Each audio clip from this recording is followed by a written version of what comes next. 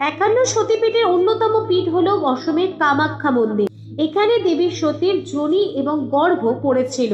কামাখ্যা দেবী মূলত তান্ত্রিক দেবী হিসেবে পরিচিত, যিনি সিদ্ধ কবচিকার রূপ অর্থাৎ কালী এবং ত্রিপুরা সুন্দরী দেবীর সম্মিলিত দেবী হিসেবে আরাধনা করা হয়। কালিকা পুরাণে দেবী কামাখ্যা সম্পর্কে বর্ণিত আছে, ভগবান শিব এবং তরুণী পত্নী কামাখ্যা দেবীর সমস্ত ইচ্ছা পরিপূরক এবং তিনি একই সঙ্গে মানুষের মোক্ষ লাভ করান।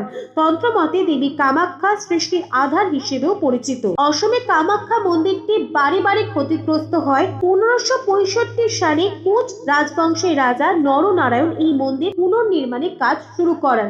তারপরও এই মন্দির ক্ষতিগ্রস্ত হয়। কামাখ্যা মন্দিরে আদিবাসী দেবী কমিখার বহু সূত্র মিলেছে। প্রধানত খাসি এবং গারো জনজাতির আরাধ্য দেবী হলেন এই কামাখ্যা। কালিকা পুরাণ এবং যোগিনী তন্ত্র নামক গ্রন্থেও দেবী কামাখ্যার কিরাটা সূত্রে খোঁজ পাওয়া যায়।